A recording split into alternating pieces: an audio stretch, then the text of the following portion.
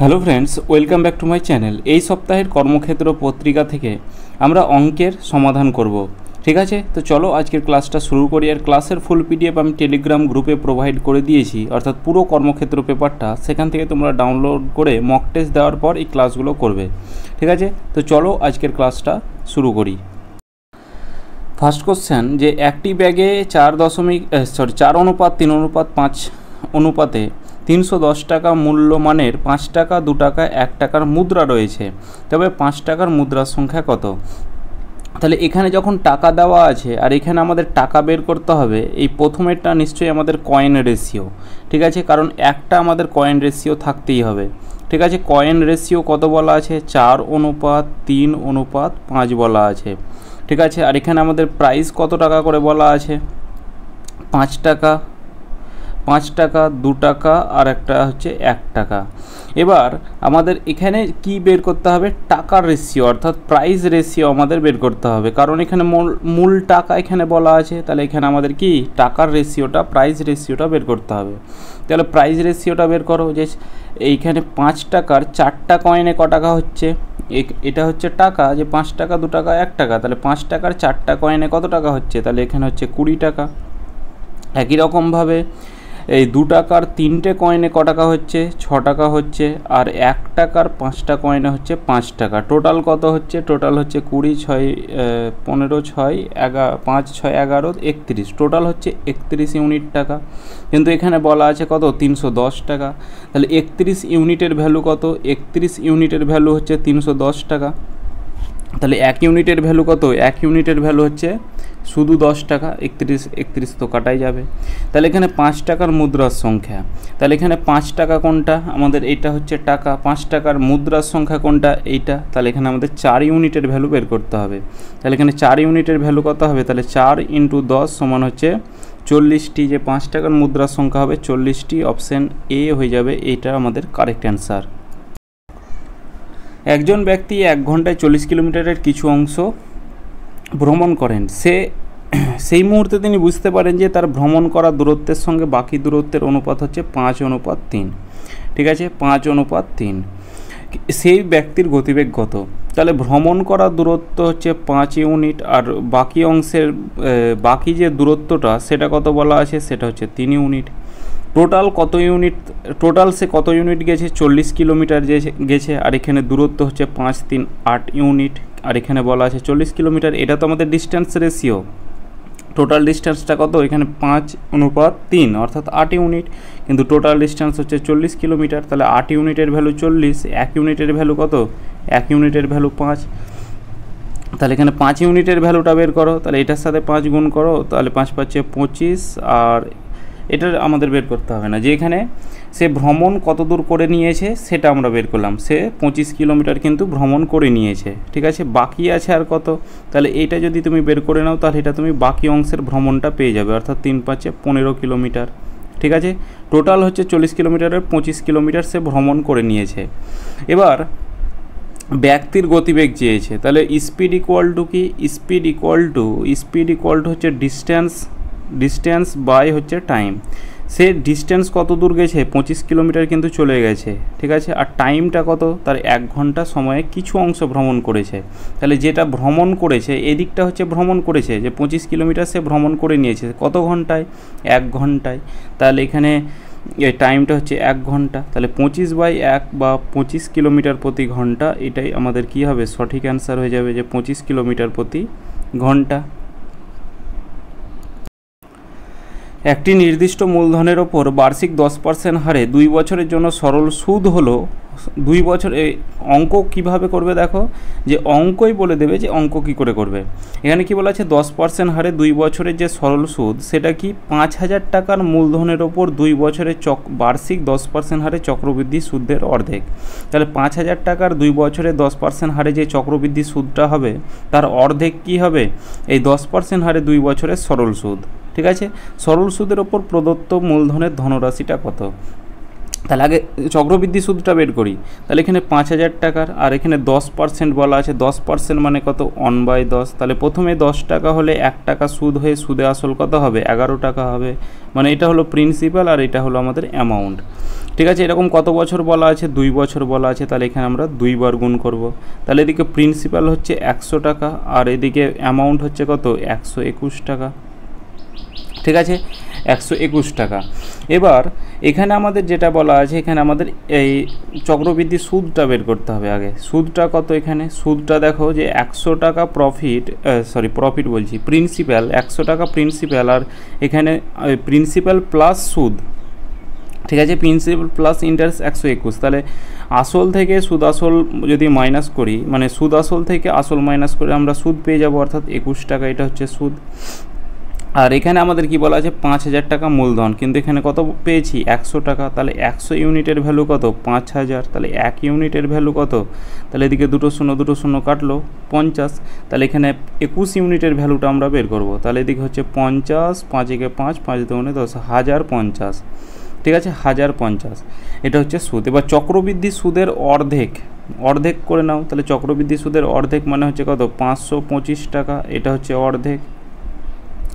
এটা কি সরল সুদ বলা আছে, 10% হারে 2 বছরের সরল সুদ, অর্থাৎ এটা আমাদের এসআই বলা আছে। ঠিক আছে, এবার আমাদের কি প্রিন্সিপালটা বের করতে হবে। একটা নির্দিষ্ট মূলধনের উপর বলা আছে, ওই প্রদত্ত মূলধনটা আমাদের বের করতে হবে। তাহলে প্রিন্সিপাল ইকুয়াল টু কি 100 ইন্টু ইন্টারেস্ট বলা আছে কত 525 বলা আছে। নিচে কি নিচে হচ্ছে রেট ইন্টু টাইম। ঠিক আছে, 10% রেট আর টাইম হচ্ছে 2 বছর। তাহলে এদিকে 20, 5 20 100।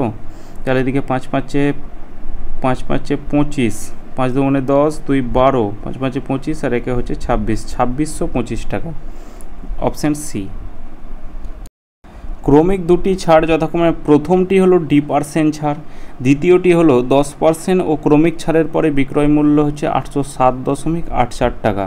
যদি পণ্যটির ধার্য মূল্য হয় 1020 টাকা, তবে ডি এর মানটা কত? তাহলে প্রথম একটা ছাড় দিয়েছে 10% আর আরেকটা হচ্ছে D%।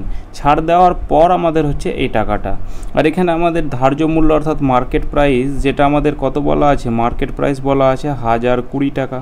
এবার প্রথমে একটা ছাড় দিয়েছে কত টাকা 10% ছাড়, আমরা এটা বের করে নিই। তাহলে এই বিক্রয় মূল্য কত হবে? তাহলে এখানে 1020 টাকার 10% ছাড় মানে কত 90/100 টাকায় বিক্রি করেছে। তাহলে 9 দুগুণে 18 আর এদিকে 9কে 9, অর্থাৎ 918 টাকায় বিক্রি করেছে। তারপর আর একটা ছাড় দেওয়ার পর হয়েছে কত টাকা 807.84 টাকা হয়েছে। তাহলে 918 টাকা হয়েছে। আর একটা আমাদের কি করেছে D% ছাড় দিয়েছে। ঠিক আছে, তারপরে এই টাকাটা হয়েছে। আমাদের ডি এর ভ্যালুটা বের করতে হবে। তাহলে এখানে ডি এর ভ্যালুটা কি করে বের করব? যে এখানে প্রথমে দেখো 918 টাকা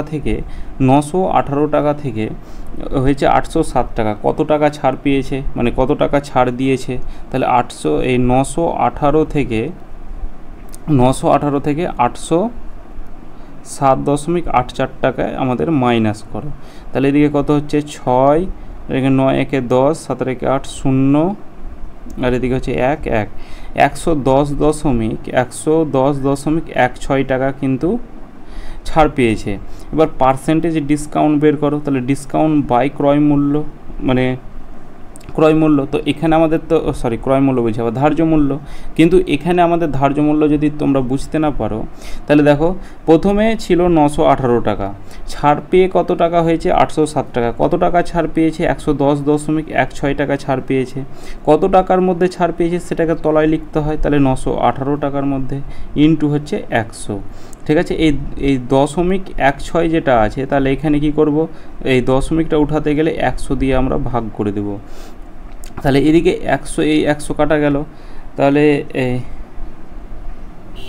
900, এদিকে হচ্ছে কত 9 18 17, 9 দিয়ে কাটা যাবে, 9 9 81, 9 10 90, 9 দুগুণে 18, 9 দিয়ে কাটা যাবে, 9 কে 9, 9 দুগুণে 18, 2 0, আবার 9 দুগুণে 18 আর 4 9 36। ঠিক আছে, তাহলে 102 দিয়ে এটা কাটা দিলে প্রথমে কত হবে 1 হবে, আর এদিকে হচ্ছে 224 হবে। ঠিক আছে। তাহলে এদিকে হচ্ছে 2, তাহলে 12, এটা দিয়ে কাটা দিয়ে কত হচ্ছে 12, তাহলে এটা হয়ে গেল আমাদের কত 12%। তাহলে প্রথম ছাড়টা হচ্ছে আমাদের কত, মানে একটা ছাড় 10% আর আরেকটা ছাড় আমরা কত পেলাম 12% ছাড়, অপশান এ। দুটি সংখ্যার গসাগু 9 এবং তাদের লসাগু 2160 টাকা, 2160। একটি সংখ্যা গসাগু এর 15 গুণ, তবে দুটি সংখ্যার পাটিগণিত গড় আর একটা হচ্ছে জ্যামিতিক গড়ের অনুপাত কত। তাহলে একটি সংখ্যার গসাগু, তাহলে আমরা কি জানি যে লসাগু ইন্টু গসাগু সমান হচ্ছে প্রথম সংখ্যা ইন্টু হচ্ছে কি দ্বিতীয় সংখ্যা, এটা আমরা জানি। তো এখানে আমাদের লসাগু বলা আছে কত 2160 বলা আছে, গসাগু বলা আছে কত 9 বলা আছে, আর প্রথম একটা সংখ্যা বলা আছে কি গসাগু এর 15 গুণ। তাহলে গসাগু কত আছে এখানে 9 আছে, তাহলে 9-এর 15 গুণ কত, তাহলে একটা সংখ্যা এখানে বলাই আছে যে একটি সংখ্যা তাদের গসাগুর 15 গুণ, তাহলে গসাগু যদি আমাদের 9 বলা থাকে এর 15 গুণ কত হবে 135 হবে। তাহলে অপর সংখ্যাটা কত সেটা আগে আমাদের বের করতে হবে। তাহলে অপর সংখ্যাটা কত হবে, তাহলে এখানে 9 দিয়ে কাটো, এটা দিয়ে তো 9 15 135 এক্ষুনি হিসাব করলাম, আর 15 দিয়ে কাটো, 15কে 15, 4 15 60, 4 15 60, তাহলে এক্সের ভ্যালু কত পেয়ে গেলাম 144 পেয়ে গেলাম। তাহলে একটা সংখ্যা ছিল কত, একটা সংখ্যা ছিল 135 আর আরেকটা সংখ্যা কত 144, একটা ছিল 135 আর আরেকটা সংখ্যা ছিল 144। এবার এদের পাটিগণিত গড় চেয়েছে, তাহলে গড়ের ফর্মুলা কি যে যোগফল বাই নাম্বার, তাহলে এখানে 144 প্লাস 135, এটার যোগফল বাই হচ্ছে নাম্বার অনুপাত। জ্যামিতিক গড় মানে কি, এখানে আমাদের রুট করে দাও, ঠিক আছে। রুট হচ্ছে 144 গণিত এই 135টাকে একটু ভেঙে নাও 9 ইন্টু 15, তাহলে এখানে কত হচ্ছে 4 5 9 4 3 7 2 279 বাই 2 অনুপাত 144 বাইরে বেরিয়ে এসে কত হবে 12, 12 ইন্টু 12 144 হয়, 3 ইন্টু 3 9 হয়, তো এই 9 বাইরে বেরিয়ে এসে 3 হবে, আর 15টা অর্থাৎ রুট 15ই থেকে যাবে, ঠিক আছে। তাহলে এখানে এই 3 দিয়ে এটা কাটা দাও, 3 দিয়ে হচ্ছে 3 9 27, 3 3 9, 3 দিয়ে 3 3 9 1, 3 দিয়ে হচ্ছে 4, তাহলে এদিকে হচ্ছে 31 আর 2-এর সাথে 4 গুণ করো অর্থাৎ 8 রুট 15, ঠিক আছে, 8 রুট 15, 31 অনুপাত 8 রুট 15। বৃহত্তম কোন সংখ্যা দ্বারা 103, 106, 109 ও 111কে ভাগ করলে যথাক্রমে 3, 1, 4, 1 অবশিষ্ট পাওয়া যায়। বৃহত্তম কোন সংখ্যা দ্বারা, তাহলে অপশান টেস্ট করো। প্রথম অপশানে কি আছে 5 আছে, 5কে যদি 103 দ্বারা ভাগ করো তাহলে 5 দুগুণে 10, ভাগশেষ 3 থাকছে, তাহলে প্রথমে 3 থাকার কথা। 5 দুগুণে 10, 5-একে 5, তার ভাগশেষ 1 থাকছে, 1 থাকার কথা, মিলে যাচ্ছে। তাহলে 5 দুগুণে 10, 5-একে 5, ভাগশেষ 4 থাকছে, এখানেও 4 থাকছে। 5 দুগুণে 10, 5 দুগুণে 10, এখানে ভাগশেষে 1 থাকছে, এখানে অবশিষ্ট 1 থাকছে। তাহলে এখানে বৃহত্তম কোন সংখ্যা, অপশান এ হয়ে যাবে সঠিক অ্যান্সার, যে 5 সংখ্যা দ্বারা ভাগ করলে প্রথমটাতে 3, 1, 4, 1 অবশিষ্ট অর্থাৎ ভাগশেষ কিন্তু পাওয়া যাবে। এ 10 দিনের মধ্যে একটি প্রকল্প সম্পূর্ণ করতে পারে, বি একই প্রকল্প 15 দিনে সম্পন্ন করতে পারে। এ বি একসঙ্গে কাজ শুরু করে, এ প্রকল্পটি সম্পন্ন হওয়ার 5 দিন আগে প্রস্থান করে। প্রকল্পটি কত দিনে শেষ হবে, তাহলে এ একটা কাজ করতে কত দিন সময় লাগায় 10 দিন, আর বি প্রকল্পটা করতে কত দিন 15 দিন। 15 আর 10-এর লসাগু কত হবে 15 দুগুণে 30, অর্থাৎ এ এর এফিসিয়েন্সি হচ্ছে 3 ইউনিট আর বি এর এফিসিয়েন্সি হচ্ছে 2 ইউনিট। এবার প্রকল্পটি এ ও বি প্রকল্পটি কাজ শুরু করে। এবার আগে যখন বলে তখন কি করতে হয় যোগ, আর পরে বললে মাইনাস, এটা আমরা জানি। এ 5 দিন আগে প্রস্থান করে মানে কি কাজ ছেড়ে চলে যায়, তাহলে এ যদি 5 দিন আগে না যেত তবে কত ইউনিট বেশি কাজ হতো, এর এফিসিয়েন্সি হচ্ছে 3 ইউনিট, আর এদিকে 5 দিন আগেই সে যদি না যেত তাহলে 3 5 15 ইউনিট কিন্তু বেশি কাজ হতো। তাহলে 30 ইউনিটের জায়গায় সেটা হয়ে যেত আমাদের কত 45 ইউনিট কাজ। এবার কি বলা আছে দেখো, এ ও বি একসাথে কাজ শুরু করে, এ ও বি এর এফিসিয়েন্সি কত 3 2 5 ইউনিট, ঠিক আছে। 5 ইউনিট করে প্রকল্পটি কত দিনে শেষ হবে, তাহলে 5 ইউনিট করে এই 45 ইউনিটের কাজটা কত দিন সময় লাগবে 5 9 45, অর্থাৎ 9 দিন কিন্তু সময় লাগবে। বার্ষিক 20% হারে 20,000 টাকা 3 বছরে চক্রবৃদ্ধি সুদ ও সরল সুদের পার্থক্য কত? তাহলে এখানে টাকাটা কত বলা আছে? 20,000 টাকা বলা আছে, ঠিক আছে। 3 বছর বলা আছে মানে এইভাবে আমরা বের করব। এবার 20% বলা আছে মানে কত? 20% মানে হচ্ছে 1/5। তাহলে 20,000কে 1/5 দিয়ে গুণ করলে তাহলে ওই 20কে 5 দিয়ে কাটা যাবে, 4 5 20। তাহলে প্রথম বছর সুদটা হবে 4,000 টাকা, তার পরের বছর সুদটা হবে 4,000 টাকা, আর তার পরের বছর সুদটা হবে 4,000 টাকা, ঠিক আছে। এই যে তিনটে যে সুদটা পেলাম এটা আমরা পেয়ে গেলাম হচ্ছে সরল সুদ, কারণ 3 বছরে সুদের হার যদি সমান হয় সেটা হয়ে যায় আমাদের কি? সরল সুদ। এবার এই 4,000 টাকার 1/5 আবার দ্বিতীয় বছরে যোগ হবে। চক্রবৃদ্ধি সুদ মানে কি? সুদের আবার সুদ লাগবে। তাহলে এদিকে 4,000কে 1/5 দিয়ে গুণ করলে 5 8 40 অর্থাৎ 800 টাকা। প্রথম বছরের সুদটা আবার তৃতীয় বছরেও যুক্ত হবে 800 টাকা। দ্বিতীয় বছরের সুদটা আবার তৃতীয় বছরে মানে দ্বিতীয় বছরের আসলটা আবার তৃতীয় বছরে যুক্ত হবে। তাহলে 4,000-এর 1/5 মানে এদিকেও 800 টাকা। 800 টাকার সুদ আবার তার পরের বছরে যুক্ত হবে। তাহলে 500 লং 80 160 টাকা। তাহলে এখানে চক্রবৃদ্ধি সুদ আর সরল সুদ মানে এই টোটালটাকে যখন তুমি যোগ করে নেবে সেটা হবে আমাদের চক্রবৃদ্ধি সুদ, আর এই তিনটেকে যোগ করবে তখন হয়ে যাবে সরল সুদ। টোটাল যোগ থেকে এই তিনটে যোগ যদি মাইনাস করো তাহলে আমরা এই চক্রবৃদ্ধি সুদ আর সরল সুদের পার্থক্য পেয়ে যাব। তো এখানে পরীক্ষা হলে আমরা কি করব?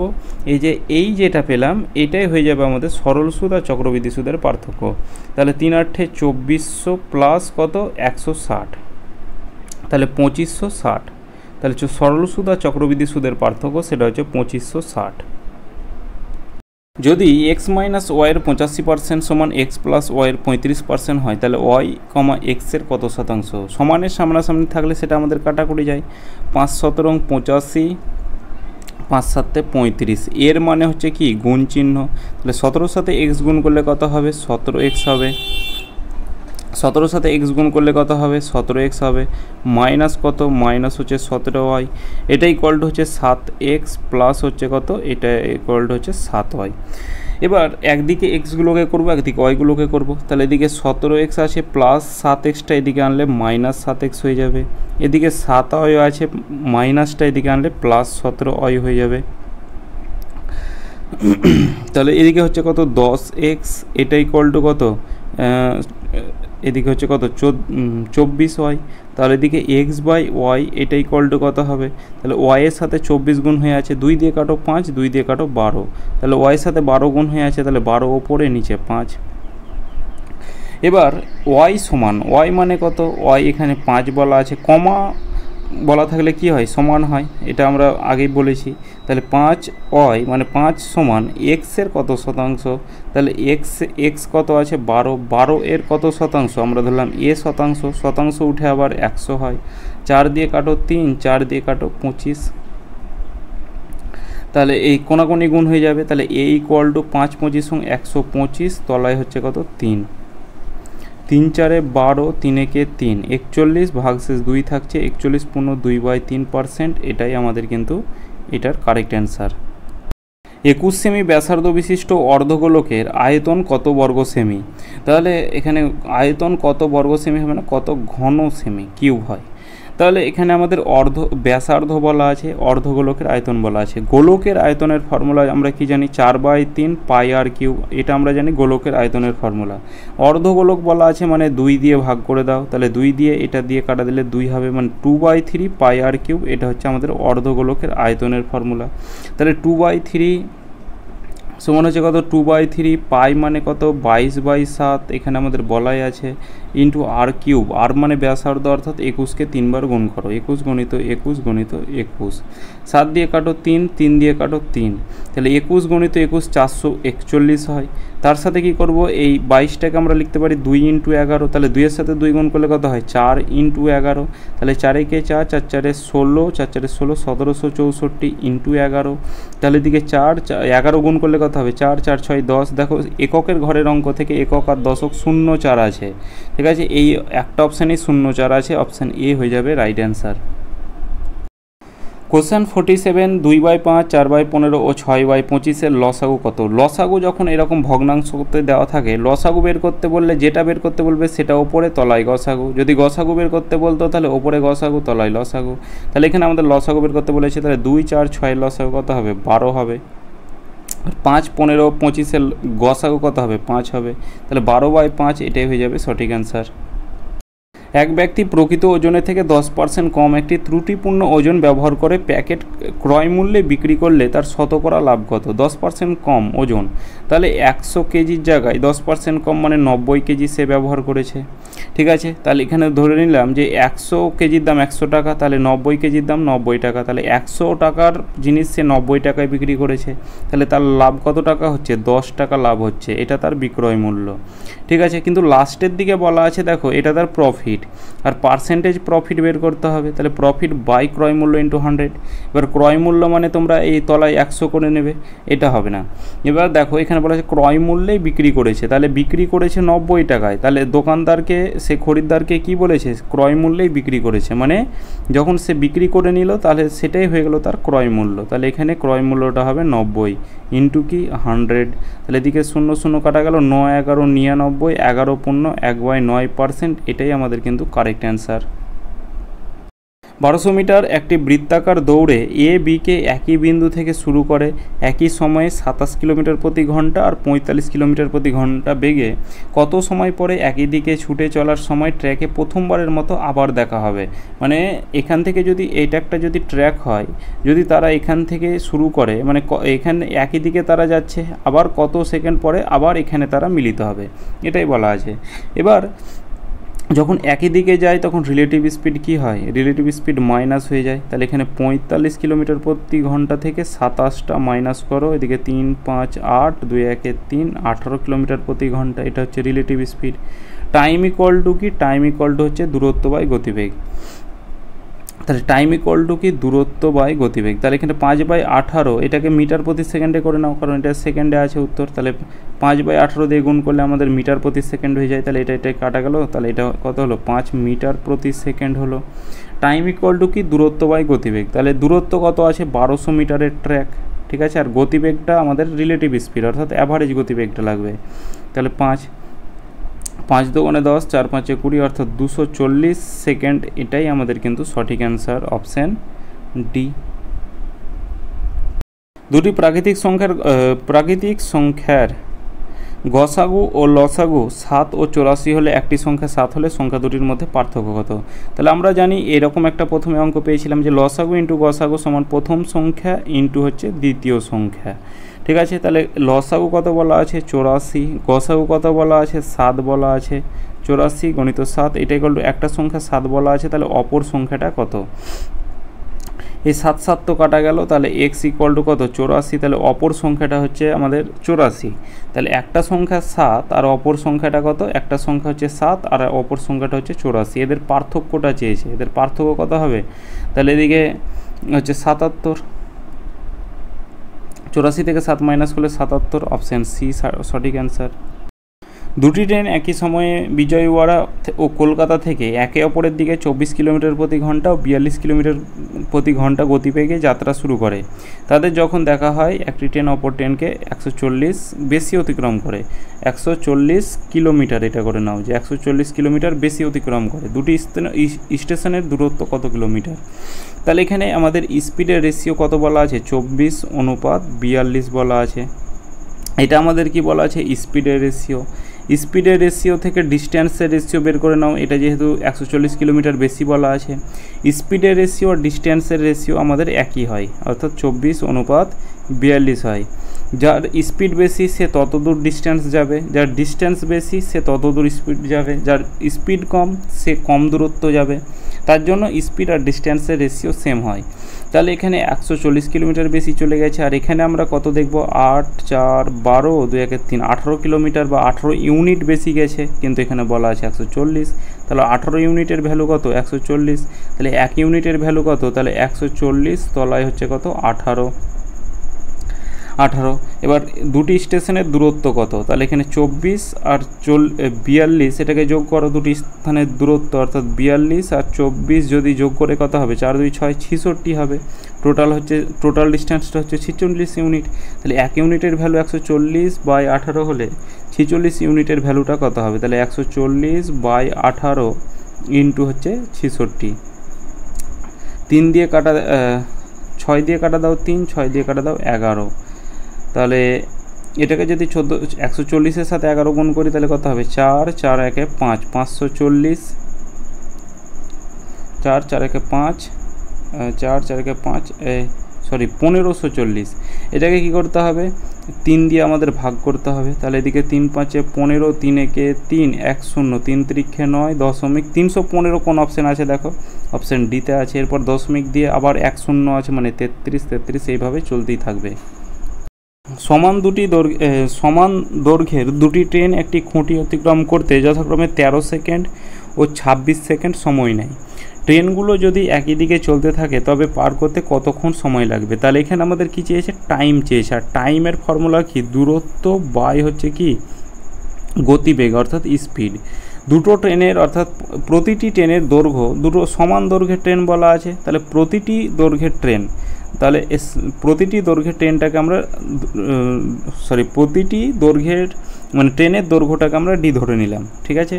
তাহলে এখানে আমরা স্পিড কত পাবো, স্পিড ইকুয়াল টু কি প্রথম ট্রেনের স্পিড ইকুয়াল টু হচ্ছে ডিস্ট্যান্স বাই সময়। তাহলে ডিস্ট্যান্সটাকে ডি ধরেছি আর সময় বলা আছে কত, প্রথম এটা 13 সেকেন্ড বলা আছে। দ্বিতীয় সেকেন্ড স্পিডটা কত হবে, তাহলে ডি বাই হচ্ছে 26 বলা আছে। এবার দেখো বলা আছে একই দিকে না পরস্পরের দিকে, এখানে একই দিকে বলা আছে। একই দিকে রিলেটিভ স্পিড কি হয় মাইনাস হয়ে যায়, তাহলে এখানে রিলেটিভ স্পিড কি হবে মাইনাস হবে। তাহলে ডি বাই 13 মাইনাস হচ্ছে কত ডি বাই 26। 13 আর 26-এর লসাগু 26, তাহলে 13 দুগুণে 26 অর্থাৎ 2D মাইনাস হচ্ছে ডি। তাহলে এদিকে একটা ডি তলায় হচ্ছে 26, এটা হয়ে গেল রিলেটিভ স্পিড। এবার টাইম ইকুয়াল টু কি দূরত্ব বাই গতিবেগ, তাহলে দূরত্ব এইটা ট্রেনের দৈর্ঘ্য ডি ধরেছি, তাহলে দুটো ট্রেনের দৈর্ঘ্য কত হবে, তাহলে 2D হবে বাই স্পিড কত আছে ডি বাই 26, বাই 26টা উল্টে ওপরে চলে যাবে। তাহলে 26 দুগুণে 52 সেকেন্ড, এটাই হয়ে যাবে আমাদের কিন্তু সঠিক অ্যান্সার। স্রোতের প্রতিকূলে 144 কিলোমিটার পথ অতিক্রম করতে একজন মাঝির 12 ঘন্টা সময় লাগে। অনুকূলে একই দূরত্ব অর্থাৎ 144 কিলোমিটার পথটায় অতিক্রম করতে তার মাত্র 9 ঘন্টা সময় লাগে, ঠিক আছে। স্রোতের গতিবেগ কত, তাহলে প্রতিকূলে কত বলা আছে, প্রতিকূলের গতিবেগটা বের করো। তাহলে 144 কিলোমিটার দূরত্ব আর টাইম হচ্ছে এত, তাহলে 12 12 144 অর্থাৎ 12 কিলোমিটার প্রতি ঘন্টা প্রতিকূলে গতিবেগ। অনুকূলে কত, একই দূরত্ব অর্থাৎ 144 কিলোমিটার কিন্তু টাইম হচ্ছে 9 ঘন্টা, তাহলে 9কে 9 6 9 54 অর্থাৎ 16 কিলোমিটার প্রতি ঘন্টা অনুকূলে গতিবেগ। স্রোতের গতিবেগ কত, তাহলে এখানে আমাদের স্ট্রিম স্পিড চেয়েছে, তাহলে স্রোতের গতিবেগ হচ্ছে অনুকূল মাইনাস প্রতিকূল বাই 2, ঠিক আছে। অনুকূল হচ্ছে 16, প্রতিকূল হচ্ছে 12 বাই 2, তাহলে এদিকে 4 বাই 2 অর্থাৎ 2 কিলোমিটার প্রতি ঘন্টা। আর যদি বোট স্পিড চাইতো তাহলে অনুকূল প্লাস প্রতিকূল বাই 2, অপশন এ এটার সঠিক অ্যান্সার। একটি গ্রামের জনসংখ্যা 24,000, আগামী বছর তার 4% কমার আশা আছে, তাহলে আগামী বছর গ্রামের সংখ্যা কত, তাহলে 24,000-এর 4% কমার আশা আছে মানে 96/100 হবে। 0 0 কেটে দাও, তাহলে এদিকে 96-এর সাথে 24 গুণ করলে কত হবে 4 6 24, ঠিক আছে। 4 6 24 4, এদিকে একটা 0 আছে। দেখো একক আর দশকের ঘরের অঙ্কটা 40 কোনটায় আছে, এটাই 20, এটাই 80, এটাই 60, এটাই 40, তাহলে অপশান ডি এটা সঠিক অ্যান্সার, ঠিক আছে। পুরোপুরি এরকম করে কিন্তু গুণ করার দরকার নেই। তাহলে এটাই আমাদের শেষ কোশ্চেন ছিল, প্রায় 20টা কি 19টা এরকম অঙ্ক ছিল। তো এটাই শেষ কোশ্চেন ছিল। ক্লাসটা কেমন লাগলো কমেন্ট করে জানাবে। তো চলো দেখা হচ্ছে নেক্সট ক্লাসে।